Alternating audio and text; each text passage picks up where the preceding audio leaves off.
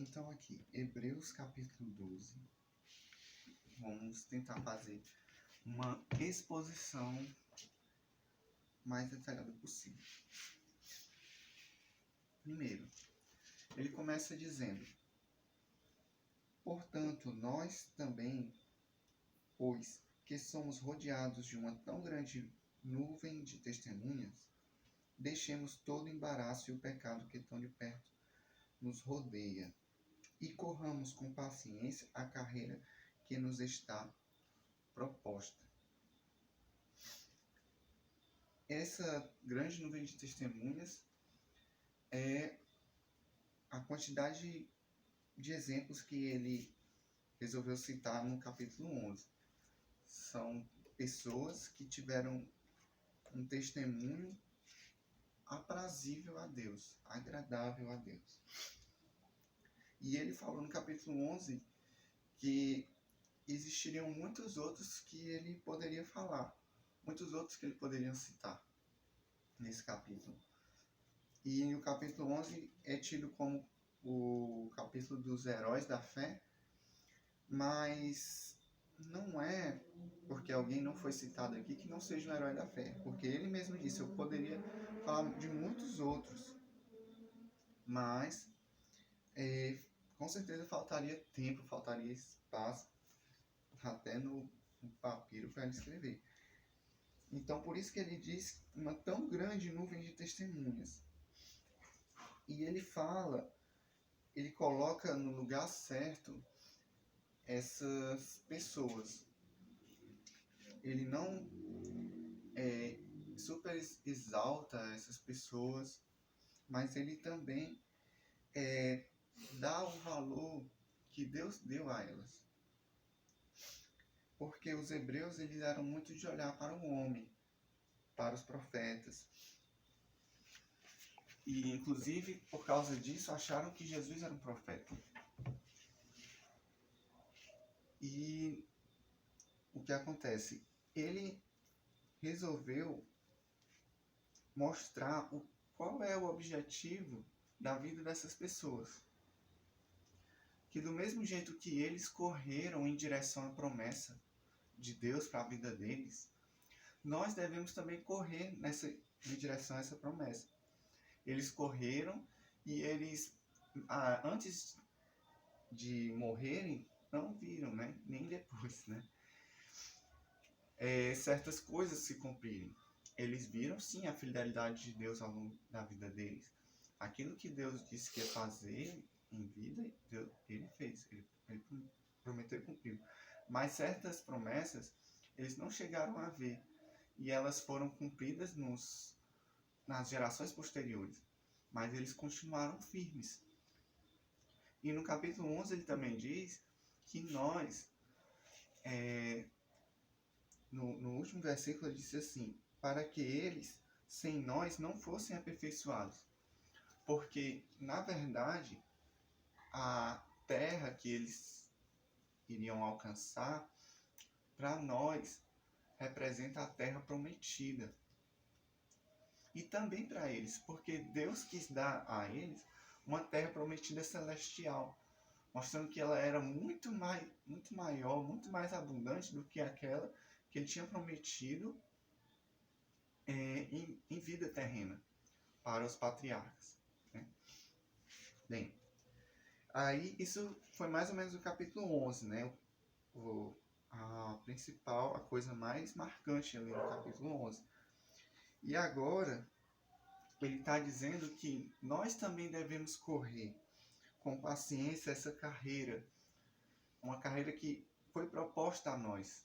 Assim como Deus propôs a eles um caminho, Deus também propôs a nós um caminho. E esse caminho é olhando para Jesus, autor e consumador da nossa fé. Quer dizer, o que é autor e consumador? É aquele que ele dá a fé a nós e ele é o mesmo que consuma a fé, ou seja, ele é o mesmo que cumpre o objetivo da nossa fé. Então, quando nós nos encontrarmos com Cristo nas alturas, nossa fé será consumada. em Deus. E ele acrescenta dizendo: o qual, pelo gozo que lhe estava proposto, suportou a cruz, desprezando a afronta, sentou-se à destra de Deus. E ele está usando essas palavras para que nós nos sintamos motivados a sermos como Jesus, a sermos pessoas que vão desprezar a afronta, sermos pessoas que vão saber pisar firme nessa terra, desprezando a afronta do inimigo, a afronta de Satanás, a afronta das pessoas, fazendo aquilo que é correto e agradável perante o Senhor. Por quê? Porque ele está dizendo no versículo 4 que nós, e eles próprios também, os hebreus a quem ele estava escrevendo, nós não chegamos até ter que derramar sangue por combater o pecado. Mas Jesus, ele foi até o fim, sofreu isso por nós. Nós devemos considerar, a palavra considerar, que ele diz assim: considerai, pois aquele que suportou traz as contradições. A gente associa com a palavra consideração, como se fosse só uma coisa, só uma consideração. Mas,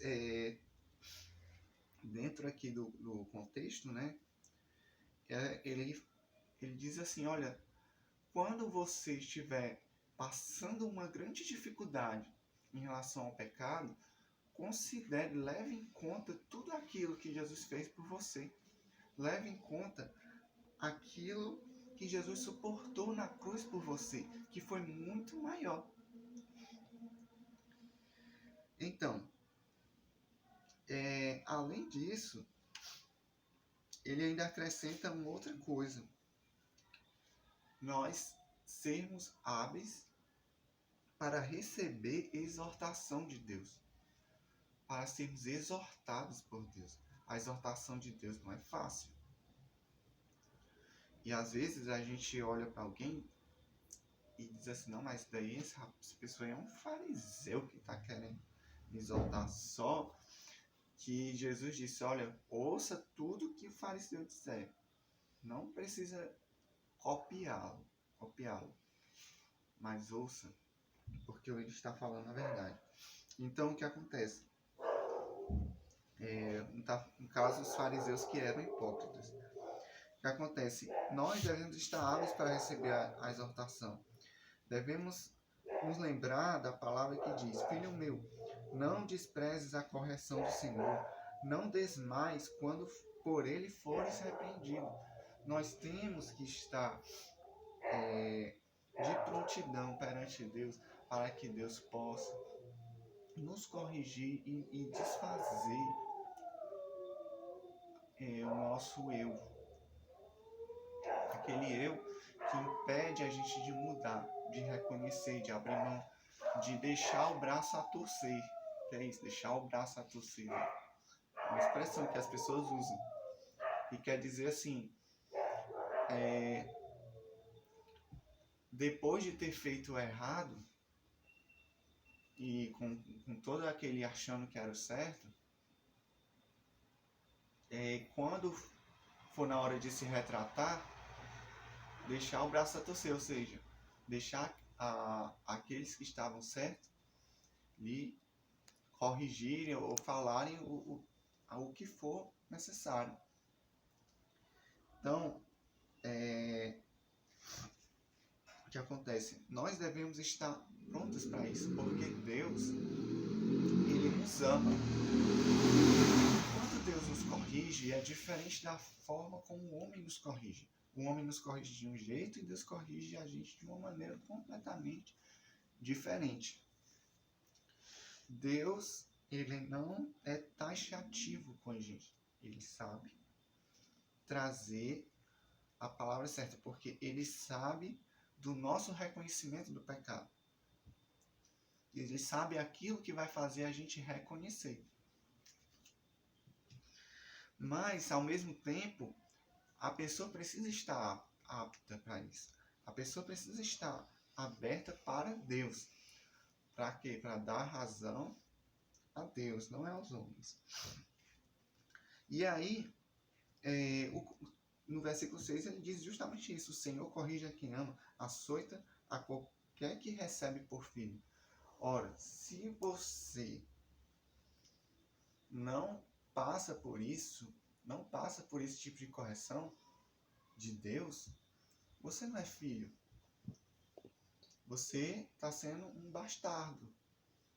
Que um bastardo, eu acho que ele quer dizer uma pessoa simplesmente adotada, que o pai não tem responsabilidade sobre aquela pessoa. Que ele está só cuidando financeiramente, dando o aporte financeiro e as coisas. Então, o que acontece? Mas o filho, aquele que é filho, verdadeiramente filho, o pai corrige, o pai ele quer o bem. Então, o filho precisa estar exposto perante o Senhor para isso, para ser corrigido. Qual é o filho a quem o pai não corrige? Se estáis sem disciplina, da qual todos sois feitos participantes, sois então bastardos e não filhos. E aqui ele faz uma comparação para finalizar essa parte. Ele diz o seguinte, olha, se vocês, hebreus, vocês ouviram os pais de vocês, toda aquela tradição, quanto mais agora Jesus. Vamos ler essa passagem, são 3 versículos. Além do que, tivemos nossos pais segundo a carne, para nos corrigirem, e nós os reverenciamos.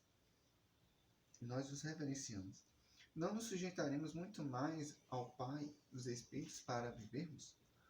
Porque aqueles, na verdade, por um pouco de tempo nos corrigiam como bem lhes parecia. E ainda ele faz uma comparação dizendo, ó, ele acrescenta dizendo que os pais deles, os que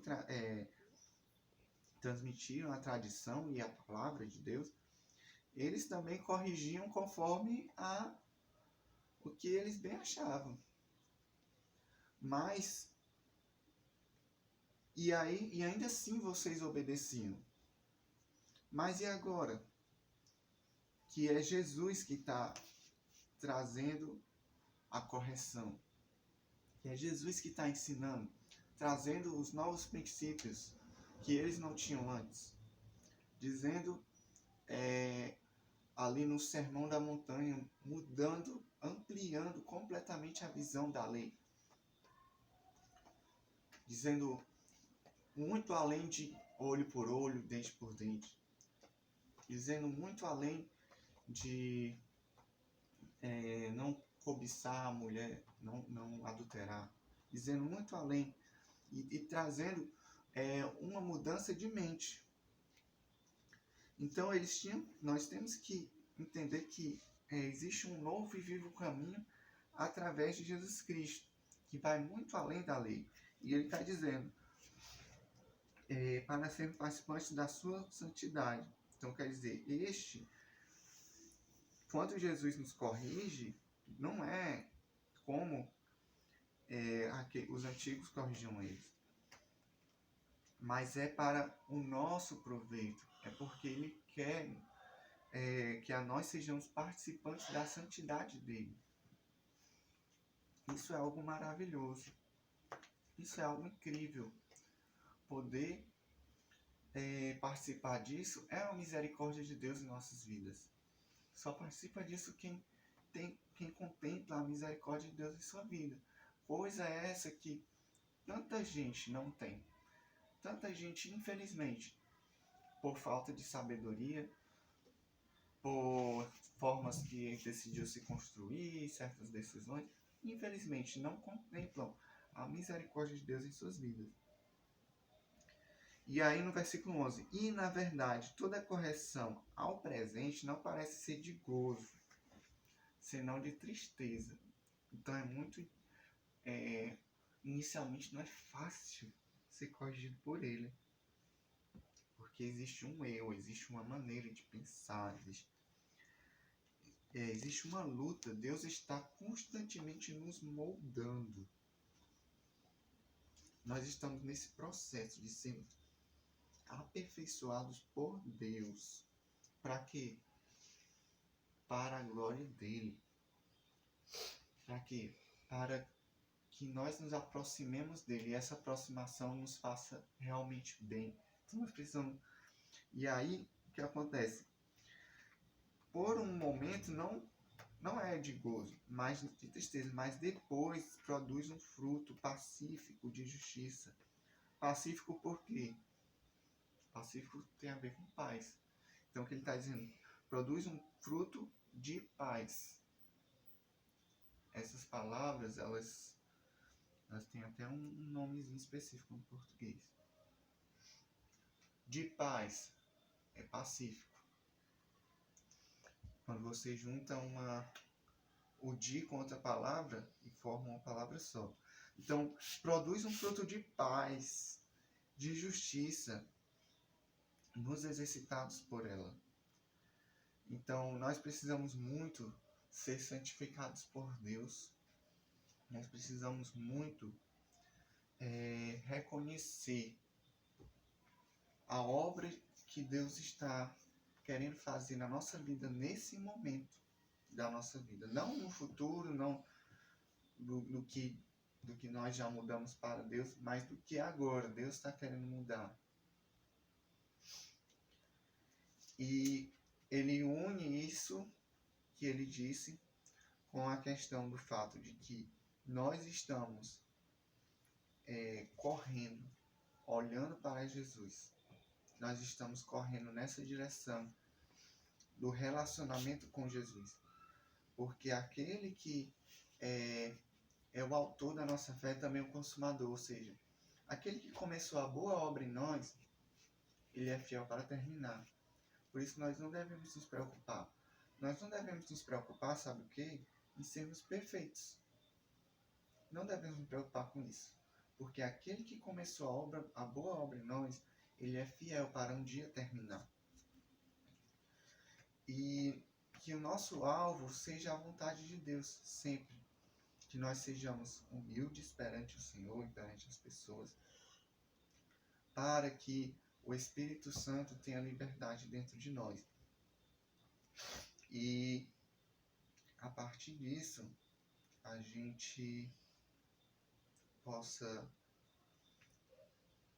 correr essa carreira que nos está proposta e chegar nesse nosso alvo.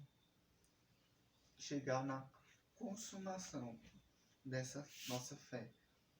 Porque esse é o principal objetivo da nossa vida, mesmo que às vezes realmente Deus põe coisas na nossa vida que a gente fica um tanto distraído, mas nós não podemos esquecer do foco principal, daquilo que é a coisa mais incrível que Deus quer fazer conosco, que é proporcionar esse encontro maravilhoso com Ele, né? E lá no céu nós aproveitarmos das riquezas dele, onde a nossa fé vai ser consumada. E aqui na terra, quanto mais a gente obedecer, quanto mais a gente obedecer aquele versículo que diz lá no Antigo Testamento: andai humildemente com o seu Senhor, mais a gente vai ser feliz, mais a gente vai ter um pedacinho do céu aqui na terra. Pronto. Então, que essa palavra não seja esquecida por nenhum de nós. A questão da correção, a questão do foco, a questão de considerar o que Jesus sofreu por nós, para também não cedermos.